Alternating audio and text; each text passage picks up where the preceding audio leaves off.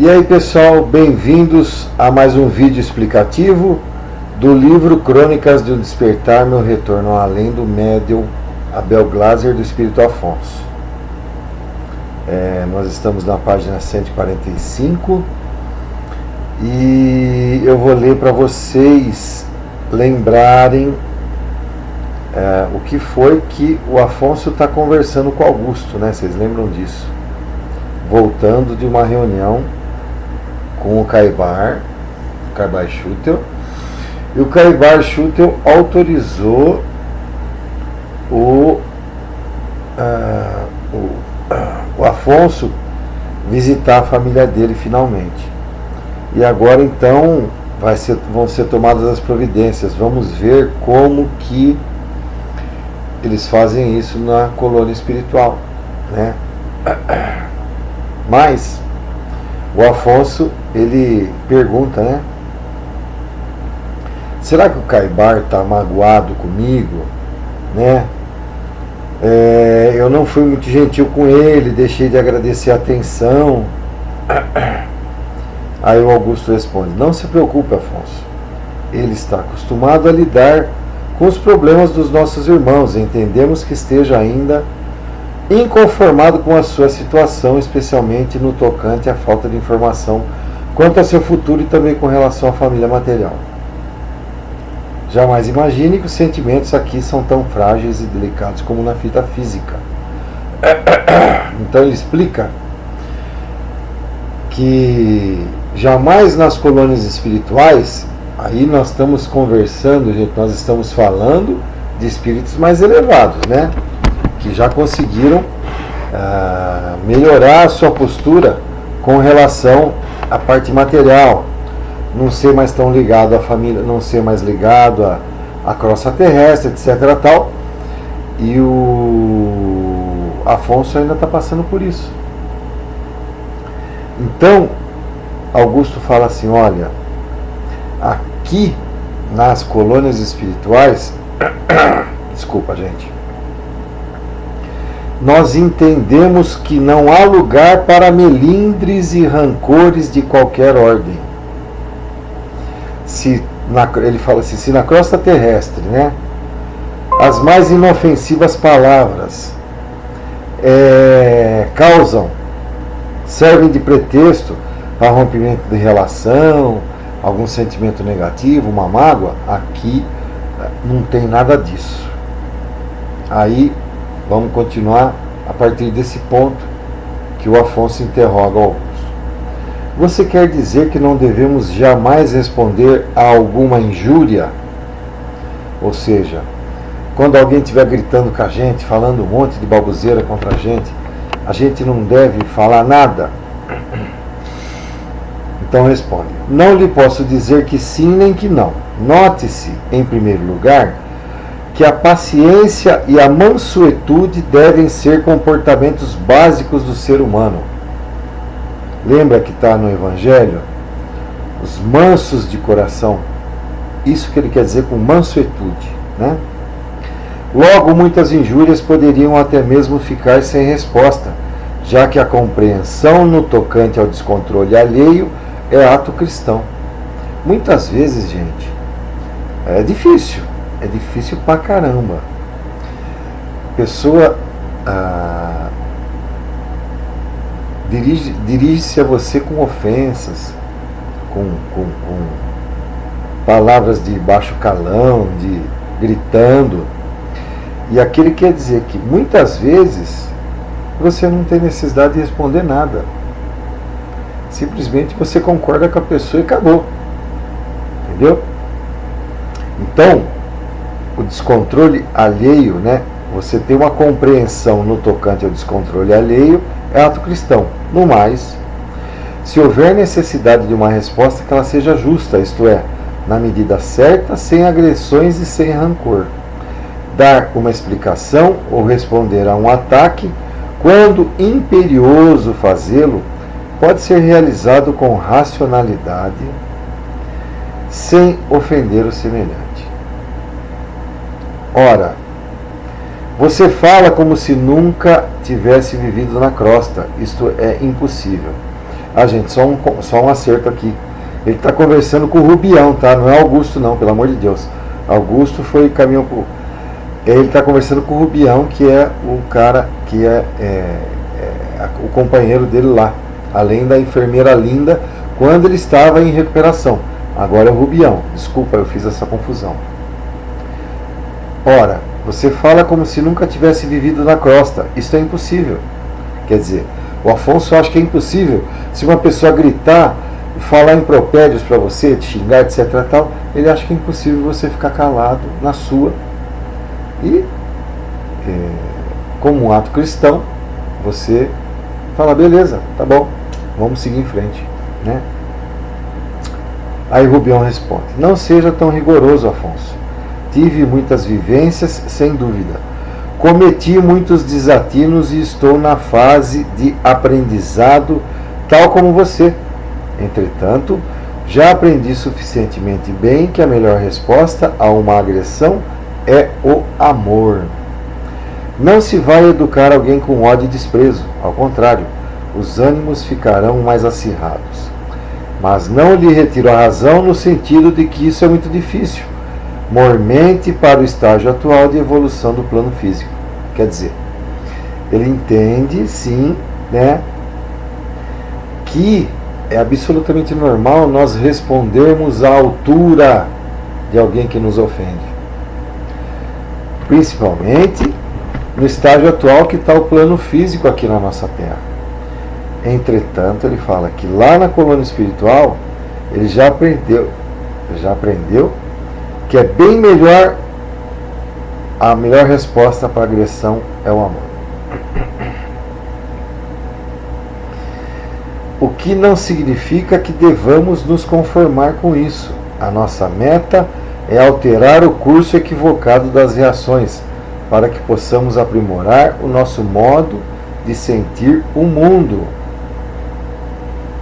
Aí o Afonso fala, desculpe-me, mas eu não entendi. Ou seja, quando a gente responder com amor, nós temos que fazer com que a pessoa entre na faixa de entendimento daquilo que você está falando. Se você vai perante uma situação de agressão, lógico que não física, moral, né? Você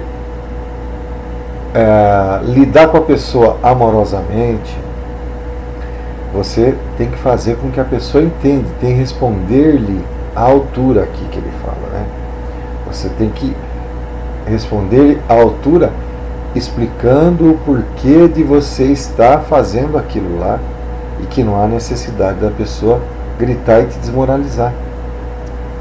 Gente, é muito difícil. Eu estou explicando o que ele está falando aqui no livro, mas eu sei que é terrível.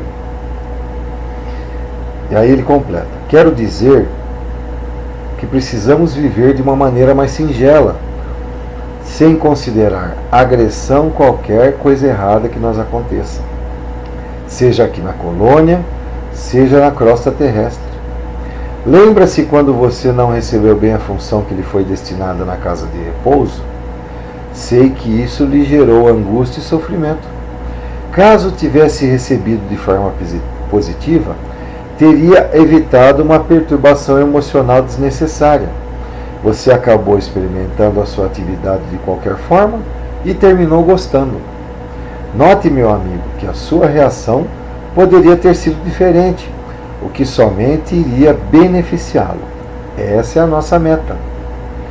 Devemos modificar o modo de encarar os percalços da vida, visando aprimorar o mundo à nossa volta. Através dos bons exemplos, conseguimos bons resultados. Você diz isso porque está vivendo em uma colônia espiritual, onde há possibilidade das coisas darem certo, né? Afonso ainda, você vê que o Afonso ainda questiona, né? Aliás, desculpa, gente, estou com pigarro. Aliás, é um questionamento que nós mesmos fazemos, né? É muito mais fácil você falar no mundo espiritual, né? Porque você está no meio de espírito só bacana. Em absoluto. Refiro-me a qualquer estágio da vida. Muitos companheiros nossos têm ainda reações desproporcionais quando vivenciam alguma contrariedade aos seus interesses. Na crosta, acontece o mesmo, talvez com mais ênfase e mais a miúde. Precisamos todos, Afonso, privilegiar o processo de reforma íntima. Ó, aqui é o seguinte. Lembra que a gente sempre fala orar e vigiar? Muito bem. O que ele quer dizer com isso daqui? Quando a gente faz alguma coisa errada aqui na crosta, ou que a gente se vê fazendo alguma coisa errada, nós devemos nos vigiar. Exemplo, a gente gosta de uma fofoca, né? É uma delícia a gente falar. É uma delícia a gente falar da vida dos outros. Fofoca, gente, fofoca. A gente gosta disso. Eu gosto. Vamos falar dos outros. Vamos falar da vida dos outros. Mas, se você se pegar nesse erro e lutar contra, mesmo você não conseguindo fazer com que você não continue a ter esse defeito, o fato de você estar lutando contra, já pensando na maneira, falar, olha, isso não é correto, isso está errado, mesmo a gente não conseguindo, é um progresso, gente, porque a gente já começou a perceber que nós estamos errando e já começamos a lutar contra, talvez não conseguindo, mas estamos lutando contra. O seu pensamento já está entrando na faixa de entendimento que é errado. Isso é reforma íntima, gente. O mínimo que nós consigamos nos melhorar, enxergar nossos defeitos, começar a fazer uma autocrítica, falar, não, isso que eu fiz está errado. Mesmo eu incorrendo no erro novamente, fazendo o erro novamente, eu enxergando realmente que eu errei e admitindo que errei e pensando nisso, já é um progresso maravilhoso. Faz parte da reforma íntima. Pensativo sobre o que estava ouvindo, acompanhei Rubião no prédio central, até o local onde estava o imenso arquivo com vários monitores, apresentando imagens como se fossem fichas de consulta. O meu condutor apertou alguns botões e em poucos instantes havia na tela, com o meu nome ao alto, várias linhas contendo símbolos que à primeira vista não consegui decifrar. Não custei a perguntar-lhe do que se tratava. É simples, meu amigo. Eis aqui a ficha relativa à sua última encarnação na crosta terrestre. Tem os seus dados e aqueles pertinentes aos seus familiares. Posso consultá-los conforme desejar? Lógico, evidentemente que pode. Desejo saber como estão agora. Chamarei a tela que exibirá o presente na vida dos seus.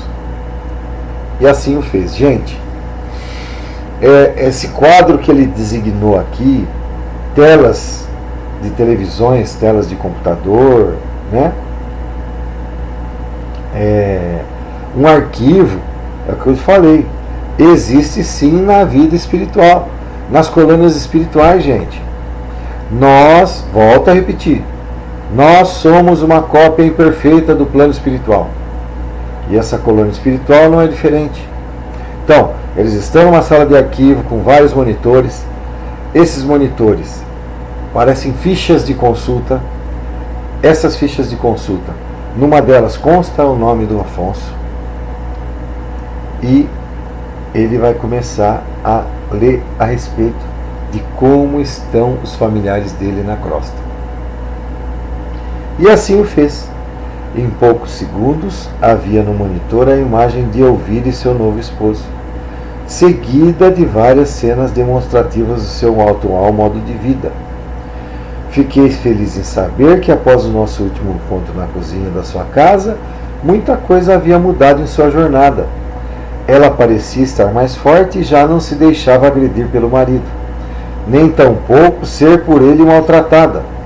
Creio que a ajudei naquele dia, aproximando-me dela e dizendo-lhe por inspiração que não estava magoada.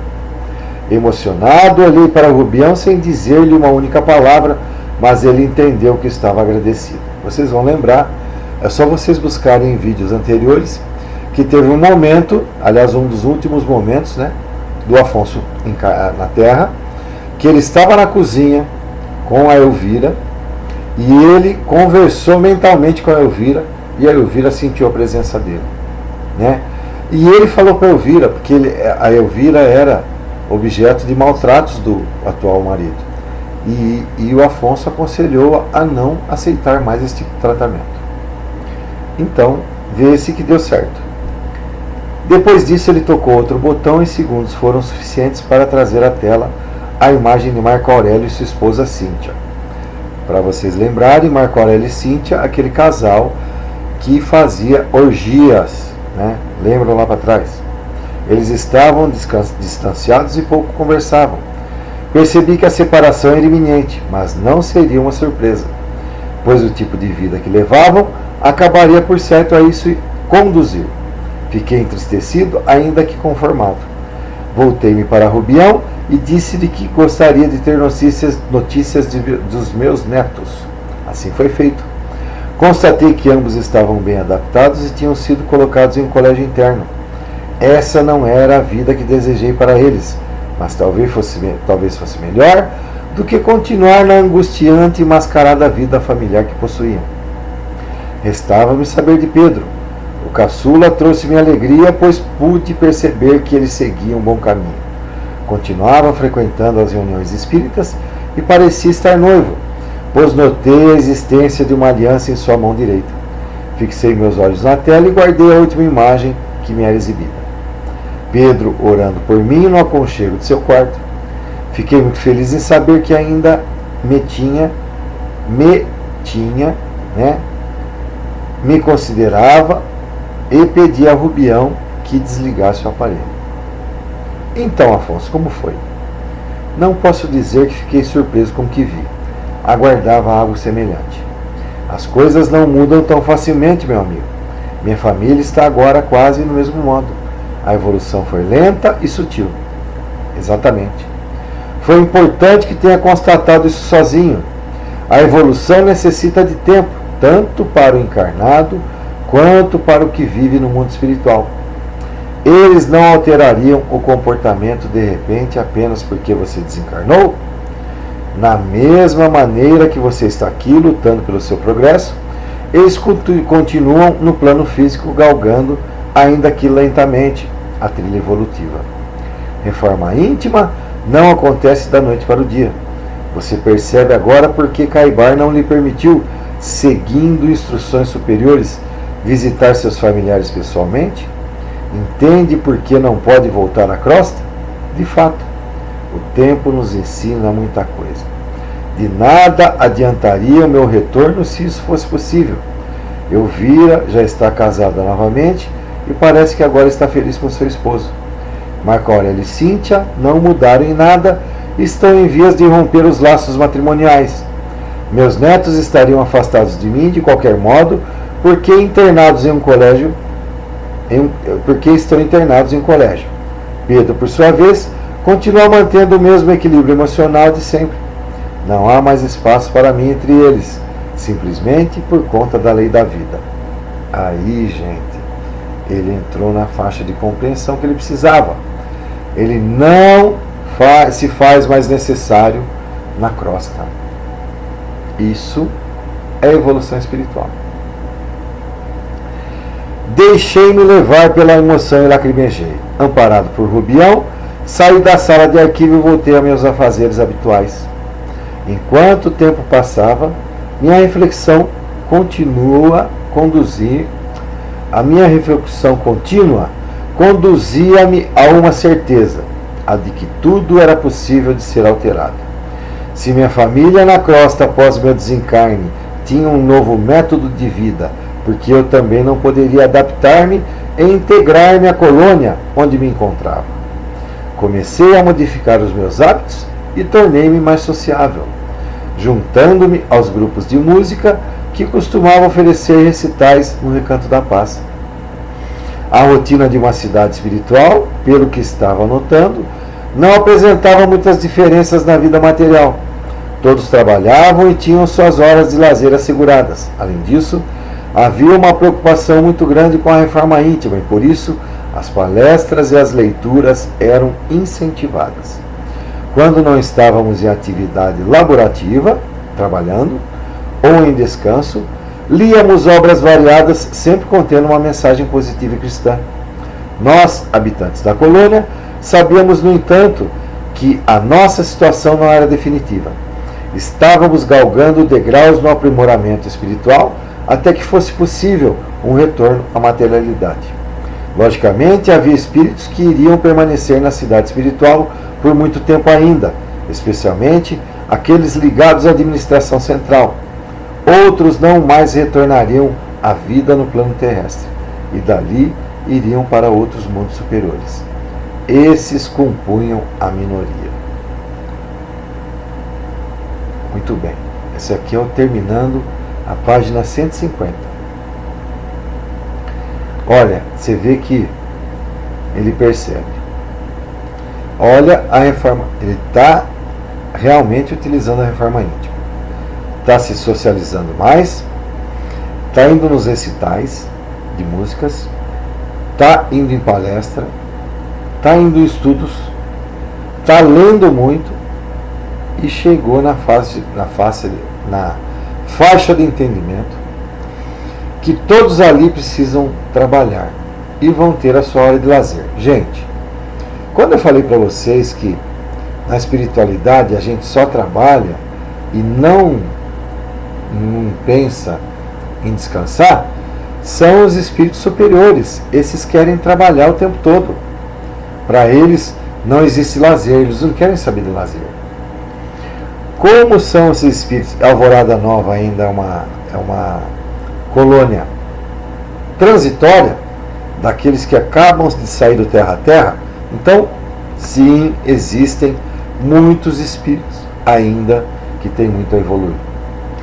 Tem aqueles que têm muito a evoluir, tem aqueles que ainda vão trabalhar muito lá, né, que ele menciona aqui, na parte da administração, e outros que não mais retornarão ao plano de encarnados, e sim a mundos superiores.